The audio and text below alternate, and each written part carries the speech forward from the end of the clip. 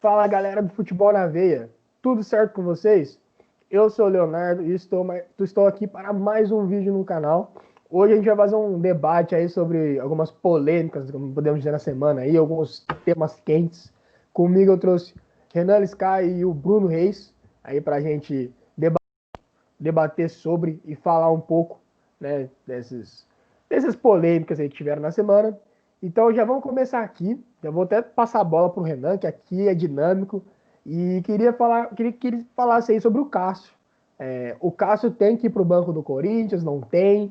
E falasse um pouco na situação do Corinthians no geral, para a gente aí. Bom, primeiramente queria cumprimentar o Léo, o Bruno, quem assiste a gente. Léo, eu acredito que assim, a fase do Cássio reflete muito o que passa o Corinthians. Né? É um jogador que tem cometido muitos erros, assim como foi uns anos atrás, em 2016, se não estou enganado. Só que dessa vez os erros eles não, estão sendo cruciais para alguns momentos do Corinthians, né? Por exemplo, o jogo que aconteceu contra o América Mineiro essa semana, para mim é uma reposição de bola errada. A bola fica muito tempo no ar, se sai jogando curto, é muito mais fácil você conseguir ficar com a bola. Tentou fazer um lançamento, errou, a bola ficou muito tempo no ar, ficou fácil para o jogador da América interceptar. E nasceu o gol. Claro que a defesa ainda vacila, a defesa não marca, não aperta, mas ainda assim é mais um erro dele. Então eu acredito que está na hora, talvez, de tomar um choque de realidade. O Cássio é o maior goleiro da história do Corinthians e isso é incontestável. É claro que o torcedor não pode chegar, querer botar a mão na cara dele, querer ameaçar a família, essas coisas assim. Mas está na hora de pegar um banco, está na hora de tomar um choque de realidade. O Walter está pedindo passagem. Quando entra, corresponde muito bem. Foi assim quanto o Palmeiras, por exemplo, ano passado, no Campeonato Brasileiro, pegou pênalti, fez boas defesas durante o jogo.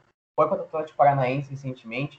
Walter sempre que assume dá conta do recado. Eu não me lembro de falhas do Walter no Corinthians. É sempre um goleiro que fica na reserva, não reclama, não faz cara feia, dá água para os jogadores, igual aconteceu esses tempos atrás. Então, assim, é um jogador de grupo e que está pedindo passagem. Que o momento dele hoje é melhor. Quando ele teve a chance anos atrás, se lesionou, foi uma infelicidade dele e acabou por perder a vaga porque o Cássio voltou em 2017 voando. Então, se o torcedor do Corinthians quer um Cássio melhor e também quer uma segurança mais na defesa, eu acredito que é momento dele ir para o banco. É momento dele pensar um pouco na carreira dele, para ele retomar a confiança, porque quando você perde a confiança, eu fui goleiro, claro que não joguei profissionalmente, mas quando você perde a confiança, você comete alguns erros, você começa a ficar, pô, eu vou errar de novo, vai acontecer. Então, quando você para um pouco, fica um pouco mais tranquilo, tira essa pressão de cima de você, você volta melhor. E eu acredito que está no momento aí do Walter assumir titularidade. E a situação do Corinthians, como eu falei, reflete muito bem a fase do Cássio. É uma situação ruim. É um time que tropeça muito, que desde que o Mancini chegou, ganhou 2 jogos fora e teve problemas em casa, perdeu 2 em casa. Então é um time muito inconsistente. Joga fora, ganha, tudo bem que não joga tão bem assim, mas vai lá, ganha, faz o resultado. E quando tá dentro da sua casa, que é tipo o lugar que o Corinthians está tão acostumado a vencer, tropeça. É um time muito inconsistente. Bom, primeiramente queria cumprimentar o Léo, o Renan. Um bom dia, boa tarde ou boa noite para quem está assistindo a gente. E eu concordo com o Renan também, eu acho que o Cássio deve sim ir para o banco de reservas, porque o Walter está pedindo passagem no clube, toda vez que ele entra, ele dá conta do recado. E que nem o Renan falou que a fase do Cássio reflete muito no elenco do Corinthians, a fase do elenco do Corinthians também reflete muito no Cássio, né? Porque nenhum jogador vem conseguindo se destacar em nenhum dos jogos. E o único que consegue se destacar é o Walter quando entra e dá conta do recado, como fez no jogo contra o Atlético Paranaense lá na Arena da Baixada. Com certeza, se não fosse o Walter, o Corinthians ia perder a partida, porque ele salvou o Corinthians em muitos dos momentos. E eu tava pensando, e eu creio comigo aqui que o Cássio é o maior goleiro da história do Corinthians, e nada que ele fizer agora, de sentar no banco de reserva, você pensar um pouco na carreira dele, vai apagar o que ele construiu lá atrás, na história do Corinthians. Então vai ser bom para ele repensar no momento da carreira que ele está vivendo. Vai ser bom pro Corinthians, que vai ter agora, se ele sentar no banco, ficar no banco pro Valdir com mais segurança, que tá dando conta do recado toda vez que entra, é seguro nos lances.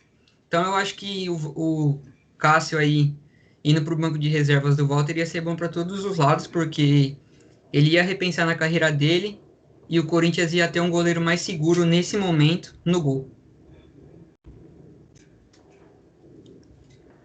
Galera, concordo com vocês. O Cássio, para mim, ele é o maior goleiro da história do Corinthians e um dos maiores jogadores. Né? De falar o maior jogador é difícil. É difícil porque foram vários que fizeram história no Corinthians. Mas o Cássio, poxa, ele estava na Libertadores, ele entrou no meio do time, já fez aquela defesa no chute do Diego Souza, já foi um baita de um goleiro, era desconhecido na época ainda. Depois foi muito importante na campanha do Mundial. Depois foi muito importante nos Brasileirões aí de 2015, 17, os paulistas, né, o tri paulista do Corinthians. O Cássio é um cara que, assim, falar mal dele em questão do que ele já fez pelo Corinthians é até uma hipocrisia, mas o momento atual dele não é bom. Então, assim, futebol é momento. A gente tem que viver hoje. Se a gente fosse viver o passado, o ataque do Santos é ser o Pelé e o Pepe até hoje. Não ia mudar. Eles sempre vão ser os melhores do Santos. Entendeu? Então, por isso que eu creio que hoje a gente tem que colocar. O Walter tem que ter a chance dele. Se o Walter não corresponder, ou então se o Cássio voltar a agarrar bem num jogo que o Walter não poder, sei lá, por suspensão, o Cássio voltar a agarrar bem, vou dar chance pro Cássio. Mas eu acho que também tem aquele detalhe que o Renan falou. O cara tá sem confiança.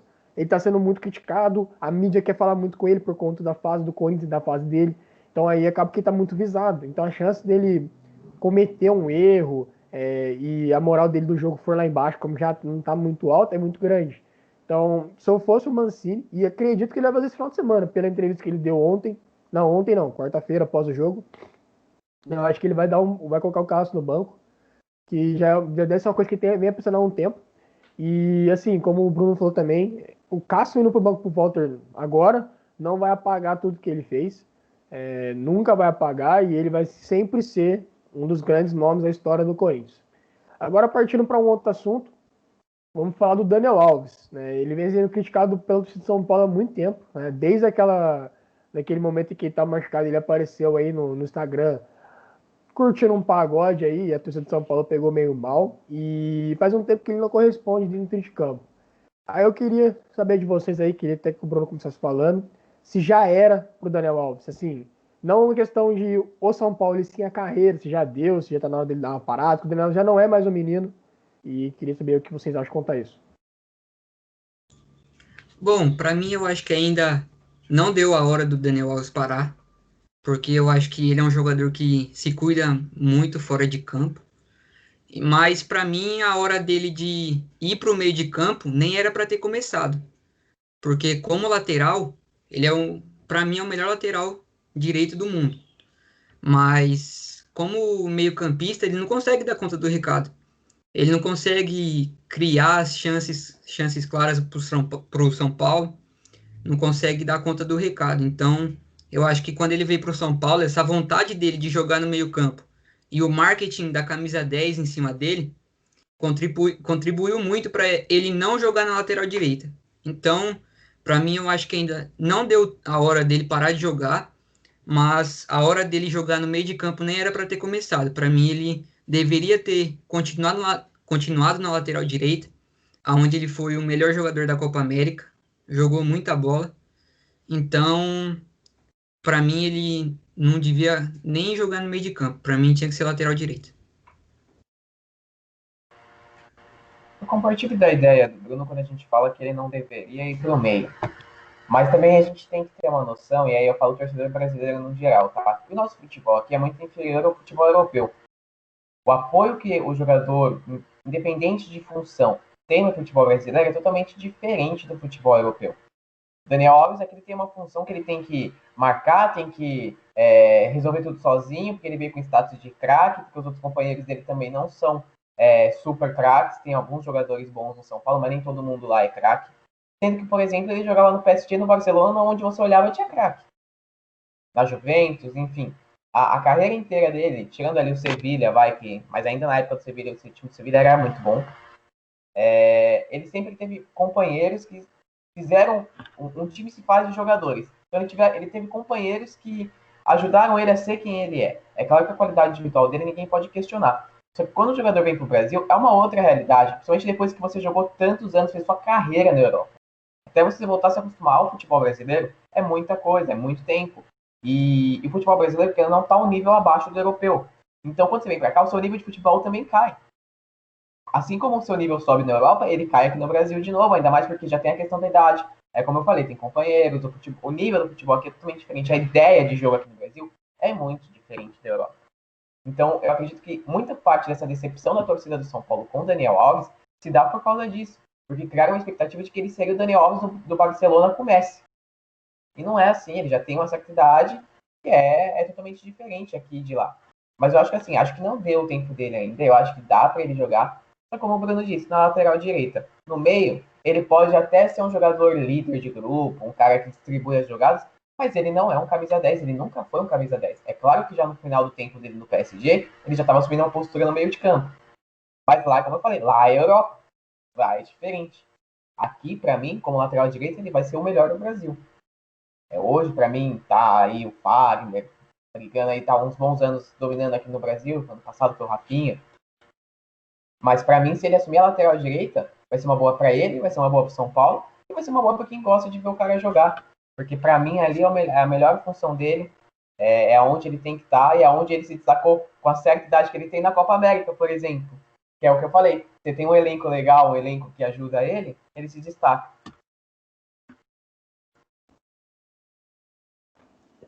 Assim, questão de já era, eu acho que não. Acho que dá para queimar mais uma lenha ainda, principalmente porque o futebol brasileiro não é tão competitivo assim como é o europeu. Se fosse lá na Europa e ele não quisesse voltar para o Brasil, já acho que já não estava dando mais e tal. Principalmente como lateral, ele muitas vezes tomava a bola nas costas. Mas eu acho que eu não concordei quando ele falou que ia ser 10 e meia, porque eu nunca vi essa qualidade no Daniel Alves. Coisa que eu vejo no Marcelo, por exemplo. Se o Marcelo falar um dia que quer ser no meio campo camisa 10, ele joga qualquer time do Brasil. E digo mais, até na Europa ele joga de meia. Ele é muito habilidoso. Né? Ele vem sendo questionado aí lá pela mídia lá de Madrid, mas enfim, muito habilidoso. Ele é muito mais assim, muito mais craque que o Daniel Alves. O Daniel Alves também é um craque de bola.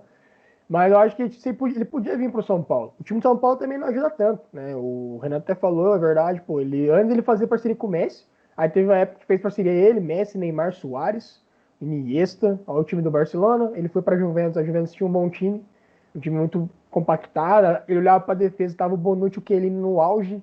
Então, assim, ele tinha que proteger ele. Sem contar com o meio da Juventus era muito físico, de bala voando. Depois ele foi para o Paris Saint-Germain, projeto milionário. O parceiro de lado dele era o Mbappé, tinha o Neymar do outro lado, então, assim, também era um grande time. Agora ele veio pro Brasil, o time de São Paulo é mais fraco, o futebol brasileiro também tá mais fraco que o futebol europeu. O cara sente mesmo. Mas eu acho que ele não devia ter ido pro meio, ele tinha que ter ficado na lateral. Ele se cuida, então, assim, não tem nem como ele falar, eu não tô aguentando jogar, ele aguenta. É questão de vontade mesmo. E outro, São Paulo deu a 10 pro cara.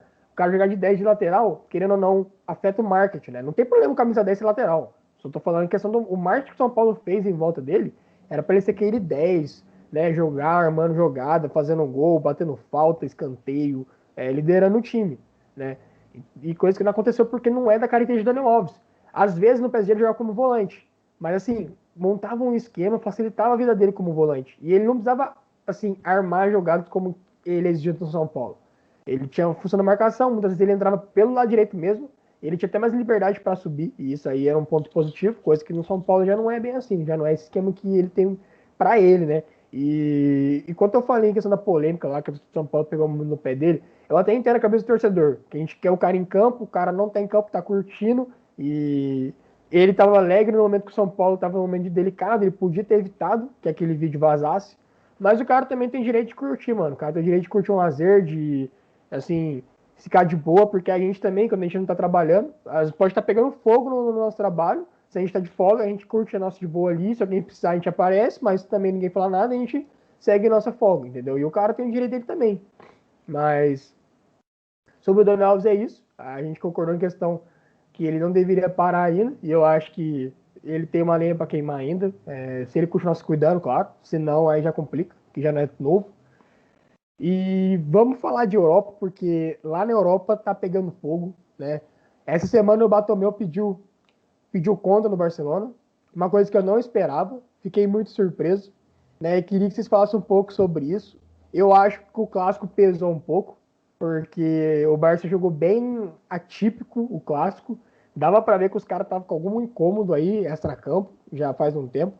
Já reparei numa mudança do Messi no último jogo, então eu queria que o Renan falasse um pouco sobre essa rescisão de contrato do Bartomeu. O Bartomeu, quando ele assumiu, ele pegou o time do Barcelona e construiu o que ele construiu. Isso é inegável. Também não dá pra gente falar que o Bartomeu chegou só e destruiu o Barcelona. Não. Ele teve uma gestão durante muito tempo legal, estruturou o time e tal. Só que chegou agora, ele dispensou um dos seus grandes artilheiros, que foi o Suárez. Ele quase chutou o Messi de dentro do Barcelona. E olha que é o Messi.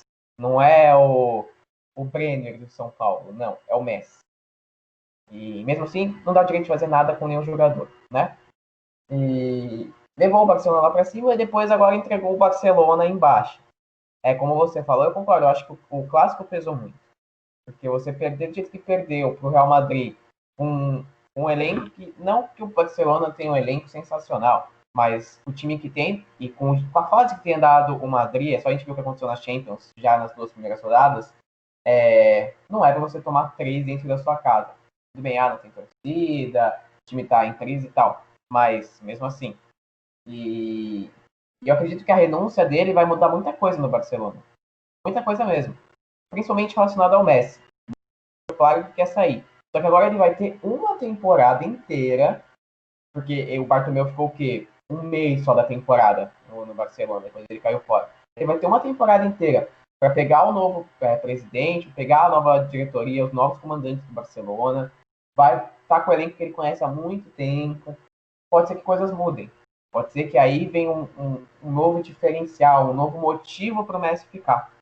Então eu acredito que é bom para o Barcelona e é bom para o Messi, porque o Messi estava muito visado por conta de tudo que aconteceu em relação ao Bartomeu, por conta de tudo que aconteceu em relação a essa possível saída dele. E todo mundo falava que ele já estava acertado com o City, que ia ser treinado pelo Guardiola. E agora ele vai ter uma temporada para se reestruturar, digamos assim, para se reacostumar no Barcelona.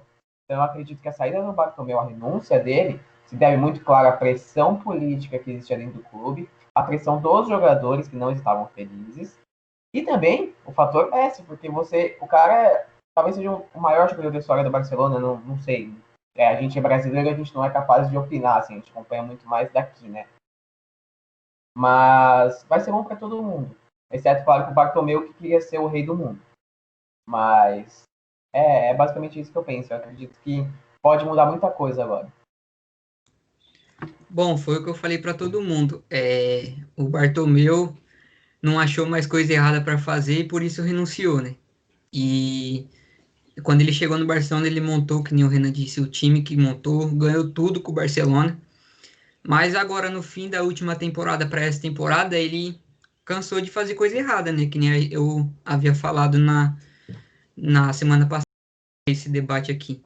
Ele chutou o Suárez para um rival da equipe, entrou na briga com o Messi, falando que o Messi só saía do clube se entrasse na justiça. E aí o Messi claramente falou que não faria isso porque é um clube que ele ama e tal. E isso aí foi pesando, foi criando uma bola de neve. E eu acho que essa bola de neve acabou no El Clássico mesmo, tomar 3-1 do Real Madrid dentro de casa. O elenco do Barcelona não é bom, mas quer dizer, é bom, mas não é um dos melhores. Só que dá para disputar uma partida bem melhor do que jogaram contra o Real Madrid. E ainda mais com o Real Madrid, do jeito que vem andando ultimamente também.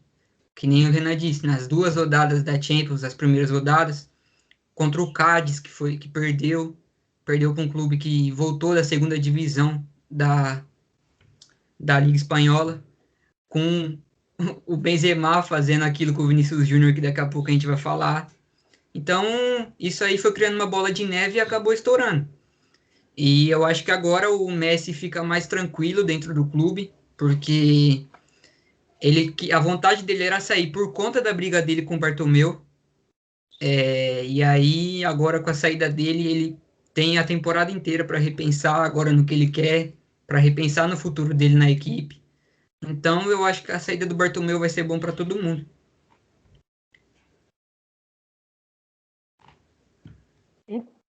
A saída, assim, eu fiquei surpreso por ter acontecido agora, mas que uma hora ela ia acontecer, já estava, assim, com um aviso prévio, né?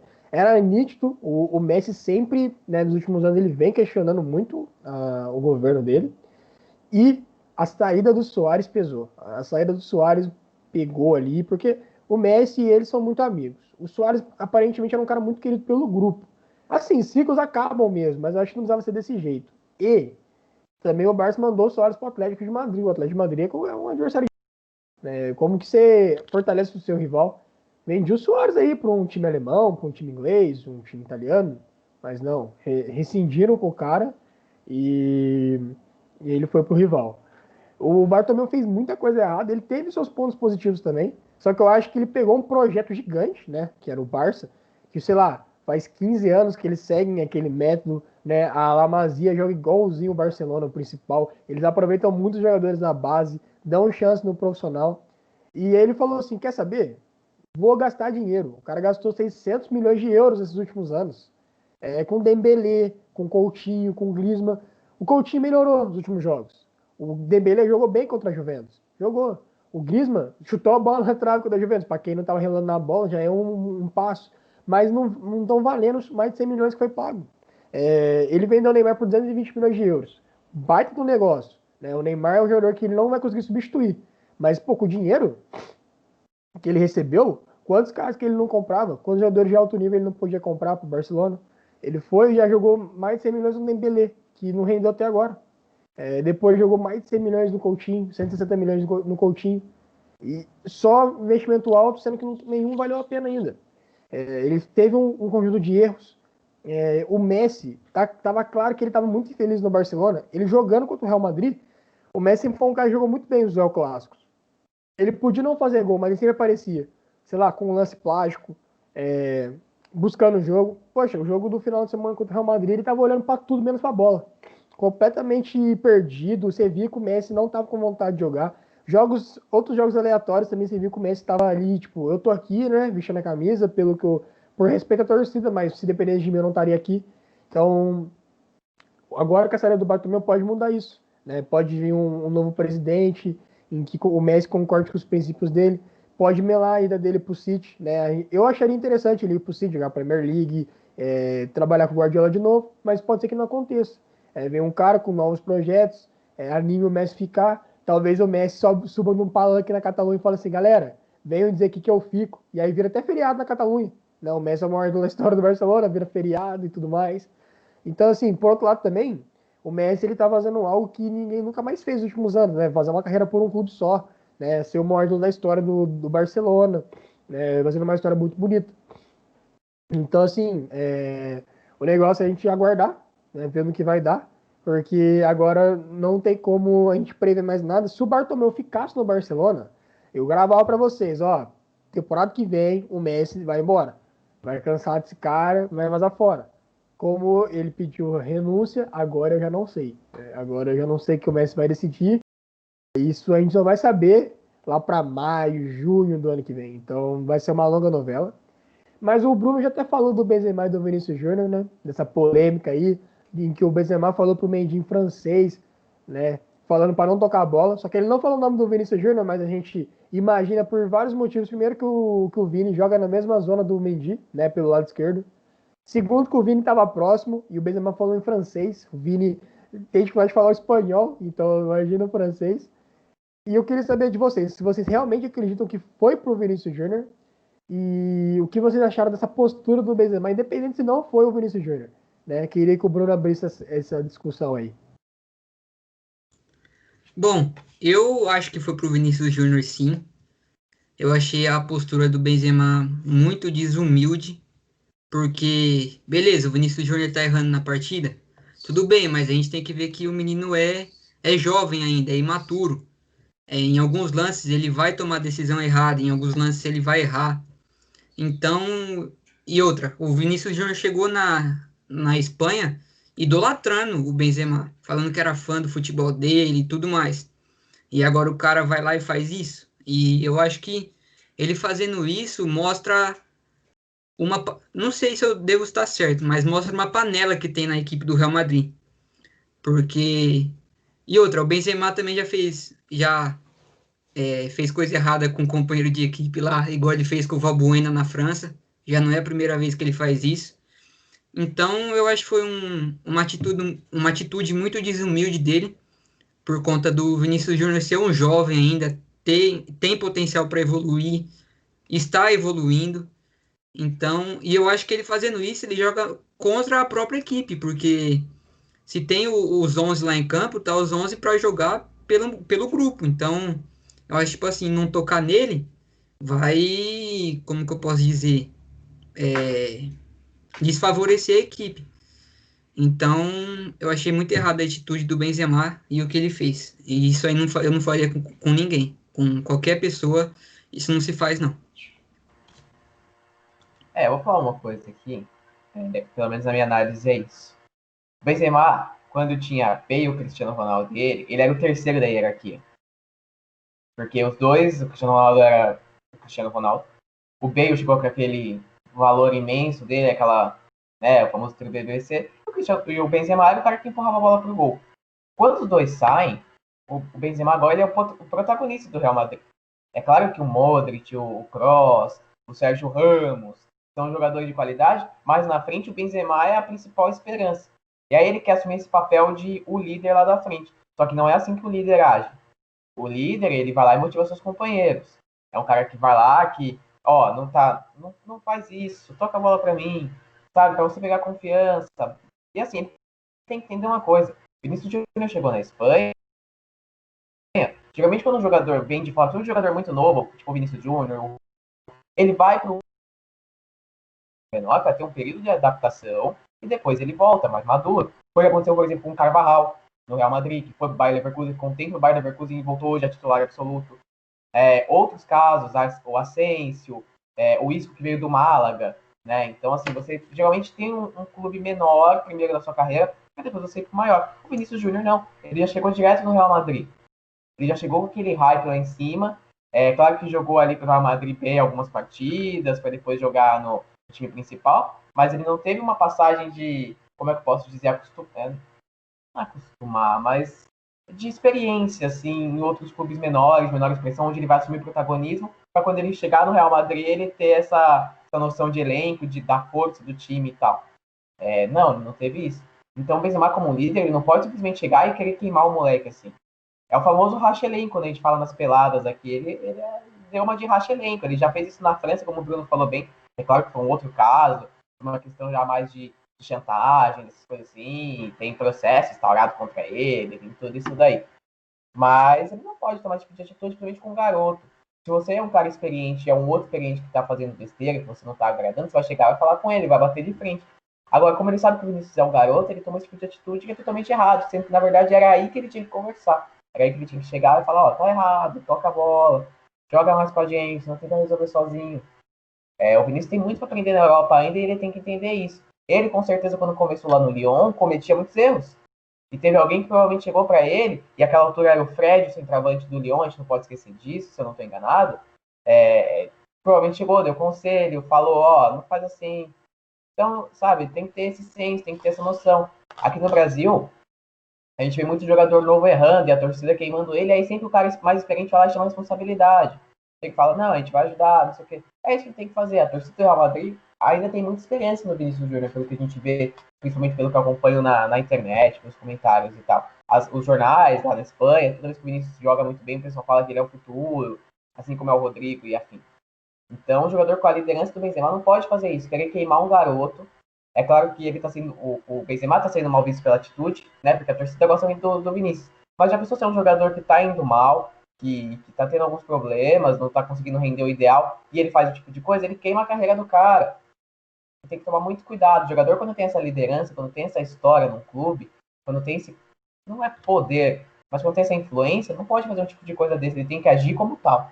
E a atitude do Benzema não justifica nada, nada, nada, nada a história dele no Real Madrid. Primeiramente, eu acredito que tenha sido por Vinícius Júnior também, né? Pelo contexto, ele falou bem pro Mendy, como o Vinícius joga na ponta esquerda, o Mendy na lateral esquerdo, o Vinícius não estava perto, ele podia falar, é que assim, os dois são franceses também, mas ele podia falar qualquer outra língua, se não tivesse problema do Vinícius Júnior entender. Mas eu achei, assim, muito desumilde da parte dele, muito arrogante da parte dele. Primeiramente que o Benzema já teve momentos ruins, né? Eu lembro que em 2010, não, 2018, o Benzema estava numa seca de gols, né? Foi o último ano que o Real Madrid ganhou. O Cristiano Ronaldo tinha feito 2 gols numa partida e teve um pênalti. O Cristiano Ronaldo debateu a marca de 300 gols na Liga, se ele fizesse aquele gol. Ele foi dar a bola pro Benzema fazer o gol. Ele estava sendo muito criticado pela torcida. Eu sempre achei o Benzema um grande jogador, mas eu sempre duvidei do caráter dele, né? Como a polêmica com o Balbuena, e entre outras coisas. Então eu falei, bem, o Benzema agora que vai ser líder, ele vai olhar para os caras e vai ajudar os caras, porque ele foi ajudado, né? No próprio Real Madrid, no Lyon, ele jogou na época do Juninho. Certeza que o Juninho deu uns toques para ele. O Benzema era novo na época. O Benzema com 21 anos ele já era jogador do Real Madrid. Ele já era um galáctico. Ele chegou lá em 2009. A gente está em 2020, faz 11 anos que ele está no Real Madrid. Então, poxa, ele já passou por muita coisa lá. Garanto que ele passou por muitas baixas e ajudaram ele em todas elas. E agora é a hora dele ajudar o outro. O Vini não está em baixa, mas ele não estava fazendo um grande jogo, né? Comparado com os outros, contra o Shakhtar. O Vini Júnior entrou, 14 segundos ele fez um gol. Coisa que o Benzema não tinha feito no jogo.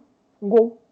Então, assim, tudo é momento e eu acho que o cara, ele não pode fazer isso, porque racha o elenco, divide o elenco. Por exemplo, se eu sou o Sérgio Ramos, eu ficaria do lado do Vinícius Júnior e falaria assim, você não pode chegar e falar isso do cara, porque o futebol é 11 jogadores, não é você e mais um, não dá pra ficar jogando só você e o outro, não dá pra excluir um cara do time. E assim, se o cara realmente tá mal, se o cara não tá bem no jogo, o Zidane vai tirar. E bota outro, se o outro entrar melhor, o outro vai para cima. E é isso. O Real Madrid, aquele empate caiu do céu pro Real Madrid. E eu coloco mérito do Real Madrid, claro, mas eu coloco muito mais demérito do Borussia Mönchengladbach, não soube segurar a vantagem. E o empate tá assim, de ótimo tamanho pro Real Madrid, porque era pra ele ter perdido. O Benzema fez até um gol no jogo, mas não jogou bem, não fez uma grande partida. Ano passado o Benzema teve boas partidas, lances muito inteligentes, mas o fato dele ser bom ou não justifica ele ter feito aquilo. Como eu falei, quando ele estava mal, o Cristiano Ronaldo foi, você deu a mão para ele e ajudou ele. E o Cristiano Ronaldo podia muito bem arregaçar ele, porque o Cristiano Ronaldo já estava com a marca de mais de 400 gols pelo Real Madrid. O Cristiano Ronaldo ele terminou a passagem dele para o Real Madrid com mais gols do que jogos. Isso é um absurdo.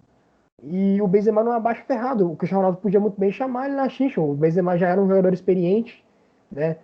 Já tinha o nome dele feito, já era bicampeão da Champions até então, né? O ano depois eles ganharam o tri. Não, ele foi e fez o companheirismo, coisa que o Benzema não fez. É aí que tá a diferença de um cara que é para ser líder de elenco e um cara que não é. Por isso que o Benzema nunca vai ser líder de nenhum elenco. Não serve, ele não tem caráter para isso, ele não tem humildade para isso. Porque a gente coloca, por exemplo, o Sérgio Ramos como um cara arrogante. Não arrogante, mas um cara maldoso, né? E aí a gente coloca essa maldade dele chegando nos adversários como uma arrogância. Mas eu nunca vi ele fazendo isso com os jogadores do time dele. Eu já vi ele peitar e xingar e falar até coisas erradas para adversário, mas isso acontece no futebol. Mas agora, para a cara do time dele, ele sempre protegeu muito. Ele sempre estava ali. Então eu acho que atitude muito errada do Benzema e mostra pra gente, comprova pra gente que ele não serve para ser um líder de elenco, né? E vamos ver o que vai acontecer com o Real Madrid agora. Garanto que não ficou com um clima bom, porque o Vinícius Júnior sempre mostrou uma admiração gigante pelo Benzema e que realmente é um bom jogador. E agora você vê um cara falando desse jeito de você, eu acho que ele podia muito bem chegar e falar, Vini, você não tá bem hoje, tenta melhorar, que a gente precisa de você. Dá aquele incentivo, você pode criticar, mas fala pro cara. Fala pro cara e incentiva o cara a melhorar. E não fala pelas costas e foda-se. Isso aí é coisa bem de criança, é coisa de adolescente, de time de interclasse aí que tem treta entre um e outro. Agora os caras jogam no Real Madrid, cara. O Benzema tem mais de 30 anos, tá na hora dele, né, chegar no cara e, poxa, conversa numa boa, incentiva o cara a melhorar. Às vezes, no incentivo no intervalo ali, o Vini voltava melhor. Então, é isso, né? Muito errado o que ele fez.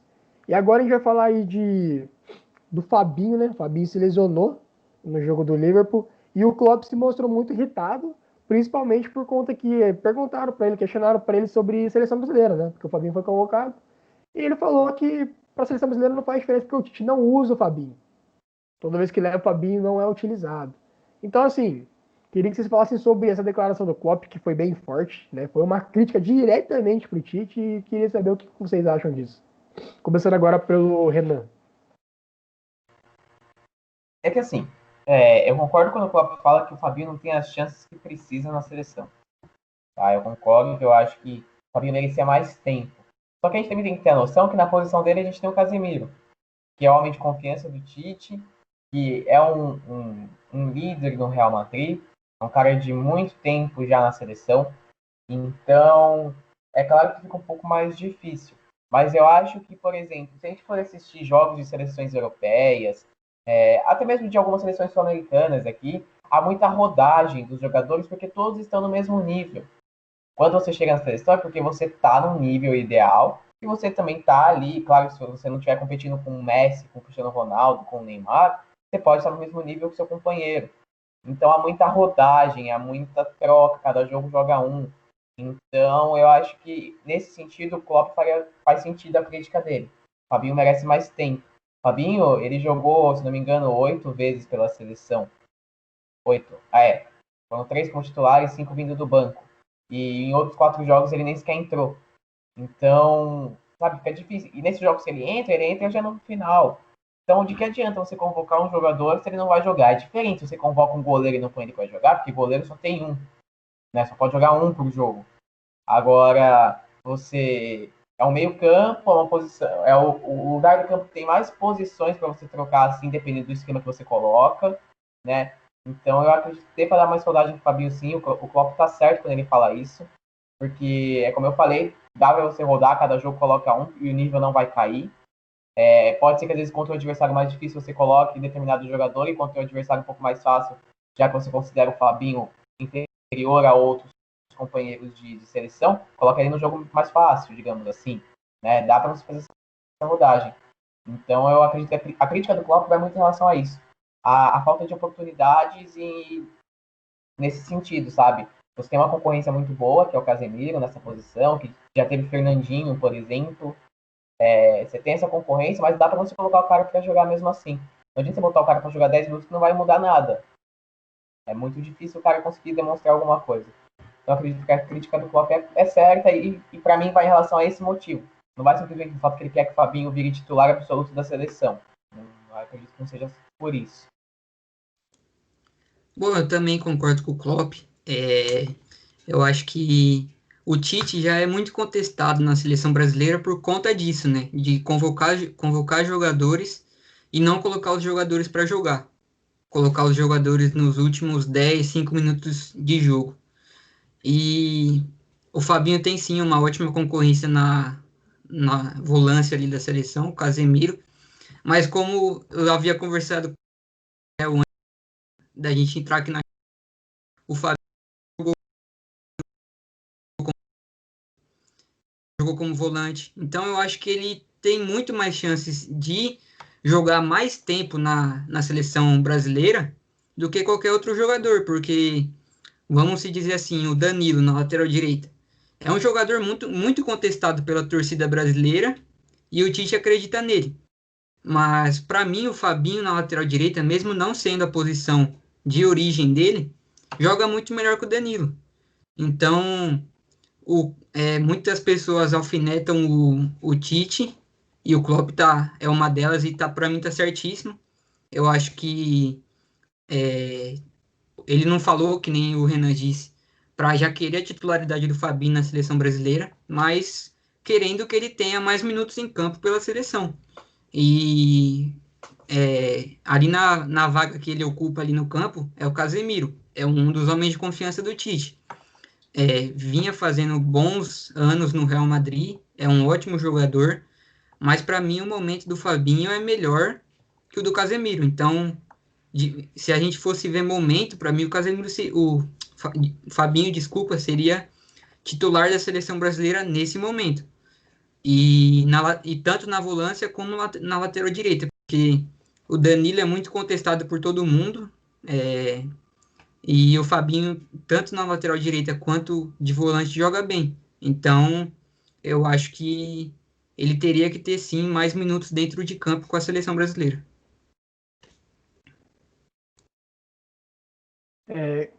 Primeiramente, queria lembrar uma coisa que eu acabei de lembrar. Né? Eu concordo com o Klopp, tá? Para deixar claro.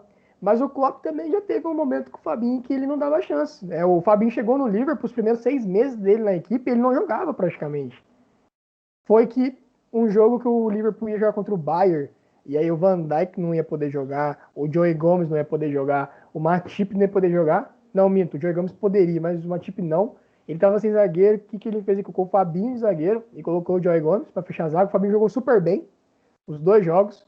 E aí ali ele ganhou confiança no Fabinho. E aí depois virou titular no meio campo. Às vezes jogava como zagueiro, como vinha jogando, né? Por conta da lesão do Van Dijk. Só que assim, ele tá muito certo de criticar o Tite, e eu acho que essa crítica a gente tem que levar, não só com o Fabinho, mas com outros jogadores também. Porque o Bruno Guimarães fez uma baita temporada contra o Lyon, ele foi convocado pela primeira vez, antes, né, mas aí não teve por conta da pandemia, agora teve de novo e ele foi convocado, né? E o Tite não usou, o Tite não colocou o Bruno Guimarães para jogar em nenhum dos jogos.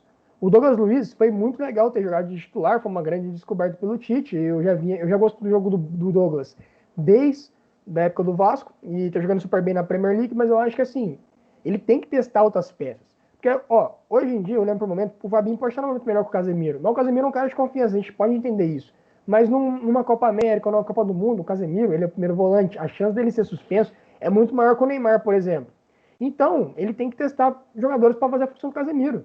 Porque em 2018, o Casemiro foi suspenso contra a Bélgica, né? Ele não podia jogar contra a Bélgica. Entrou o Fernandinho entrou completamente perdido. Porque era assim, um fato muito novo pro Fernandinho ser titular daquele time do Tite. Ele não estava esperando, né?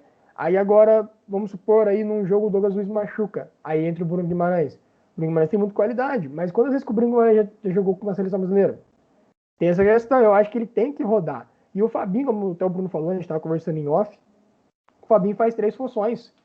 Então, muitas vezes a gente critica o Thiago Silva, porque o Thiago Silva já não é moleque mais, já não é novo. O Fabinho pode ser um zagueiro. Fabinho e Marquinhos é uma puta zaga. Daria certo. Lógico que tem outros zagueiros de ofício que merecem ser titular da seleção brasileira também, e que se forem não tem problema nenhum. Mas é mais uma função que o Fabinho pode exercer. E o Tite não deu a chance para ele, não utilizou ele. O Tite leva 23 nomes e tá usando o quê? 13, 14 nomes no máximo, né? Ele usa o Cebolinha com o Richarlison revezando. O Rodrigo, ele usou no jogo na Arena Corinthians. E fica nisso. Ele usa poucos jogadores. E aí, às vezes, num jogo ele tem que mudar, ele tem que tirar um jogador por conta de cartão, por conta de lesão, e aí o cara entra completamente perdido. Então ele tem que rever isso, dar chance para vários jogadores, porque né, a gente tem jogadores de qualidade, ele também deu chance para o Arthur Ribeiro, acabei de lembrar aqui. Então o Tite tem que começar a elevar 23 caras. É lógico que é difícil você usar os 23, porque é muito jogador para pouco jogo. Mas, usa o máximo possível. Né? O goleiro é difícil, você tem que usar um ou outro. Usa um só, os outros vão ter que ficar esperando a chance. Mas, pô, utiliza zagueiro diferente. Agora tem os 2 jogos. Não usa o Thiago Silva. Usa o Militão, por exemplo. Testa, o Fabinho não vai poder, mas testaria o Fabinho ali no jogo. Testa agora o Bruno não foi, testa o Arthur. Vai testando, entendeu? Pode falar, Bruno. E outra, como você falou de testando, agora o próximo jogo da seleção é contra a Venezuela, né? Teoricamente, um dos times mais fracos, assim, nas eliminatórias. Então, dá para testar bem o time, dá para você colocar os jogadores que não vinham atuando com frequência na seleção brasileira e que podem demonstrar um bom trabalho agora no próximo jogo do dia 13. Com certeza. E, aliás, queria até perguntar para vocês. Quem que vocês convocariam para o lugar do Fabinho agora? Já que ele provavelmente não vai poder jogar. Eu levaria o Bruno Guimarães, já que é a função de volante ali, meio campo, né, o Bruno Guimarães, né, mas aí vai do Tite, aí vai dele, ele surpreende a gente de forma negativa em alguns momentos, foi o que aconteceu com o Paquetá agora, que para mim não merecia a convocação, muito menos o Arthur, por exemplo, que ele levou, para mim não merecia, é um cara que, claro, o Arthur é muito novo, tem muito para desenvolver ainda, acabou de chegar na Juventus e tal, mas ainda não era merecedor da convocação. Então, se hoje tivesse que escolher alguém para o lugar de Fabinho, eu levaria o Bruno Guimarães. Eu também concordo com o Renan, eu levaria o Bruno Guimarães. E a convocação agora do Lucas Paquetá, para mim, foi uma piada, né? Porque o cara fez 27 jogos, se eu não me engano, no Milan, marcou um gol, chegou agora no Lyon aí, não conseguiu mostrar trabalho ainda, então não dá para entender algumas coisas que o Tite faz, algumas convocações que ele convoca aí para repor. as vagas deixadas por contusão. Concordo com vocês, né? Não entendi o Paquetá. Para mim, o Bruno Guimarães já teria que ter ido numa convocação normal mesmo, entendeu? Já tinha que ser entre os 23. O Tite não deveria ter levado o Arthur, não é o momento do Arthur agora. Mas, já que já levou, eu levaria o Bruno Guimarães para substituir o Fabinho. Né? Bom que dá para ele consertar esse erro de não ter levado o Bruno Guimarães.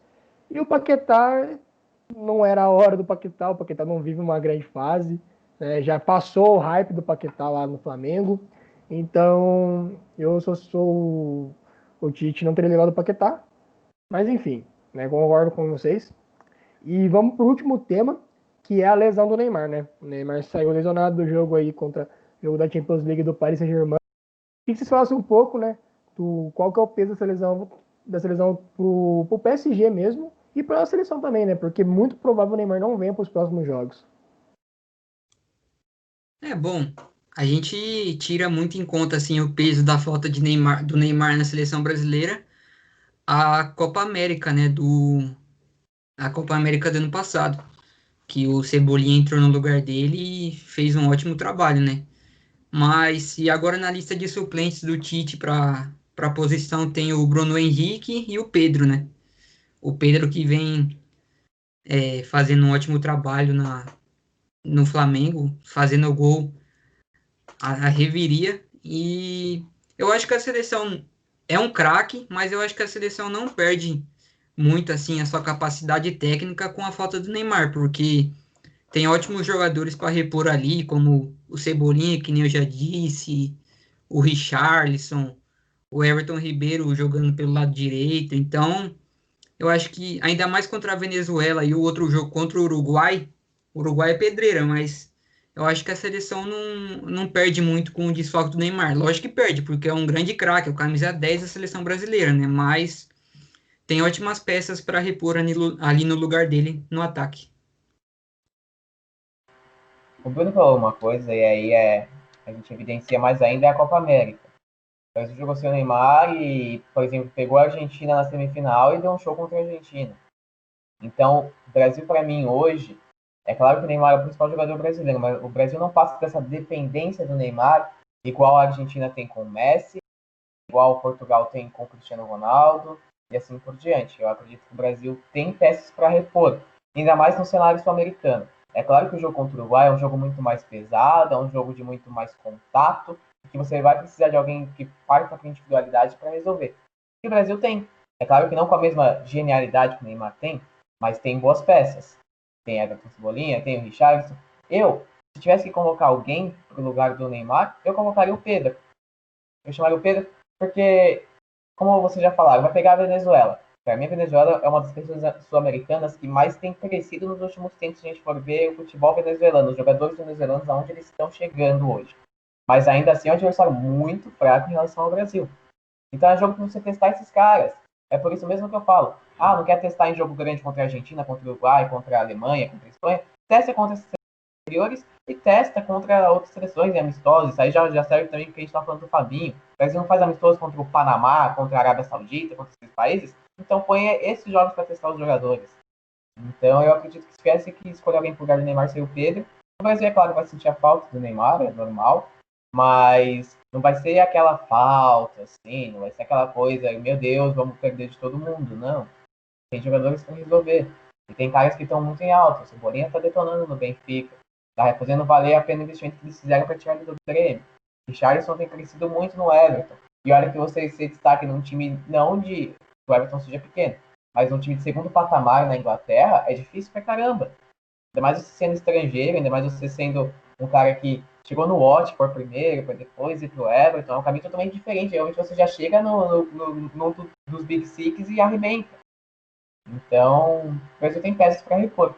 A questão é saber como é que o Tite vai colocar esse time para jogar. Eu particularmente gosto muito do Brasil não depender mais do Neymar. Tá? Para deixar claro aqui, eu sou um grande fã do Neymar, faço parte das Neymar Zeds aí, como o pessoal fala, mas eu acho que uma seleção não pode depender de um cara só. Ainda mais a seleção brasileira, né? Porque nenhum jogador tá bem todos os dias. Todo mundo tem um dia que não tá bem. E aí o dia que o Neymar não tá bem, o Brasil não vai para frente, não tem como. Tem que ter jogadores para suprir um dia ruim dele e auxiliar ele num dia bom dele, porque não adianta ele estar bem sozinho também. Mas agora o Brasil teve a baixa do Coutinho também, né? Teve algumas baixas, o Brasil tá com um azar nessa convocação. Mas assim, o time tem peças para suprir. E a gente já falou do Pedro, né? Eu levaria o Pedro também. Sou muito fã do futebol do Pedro e acho que ele tá merecendo uma chance na seleção brasileira. E ele é um tipo de centroavante que o Brasil não tem, né? O Firmino não é um centroavante assim, o Gabriel Jesus também não é nesse estilo do Pedro. Então, eu acho que o Didi devia levar o Pedro pro lugar do Neymar.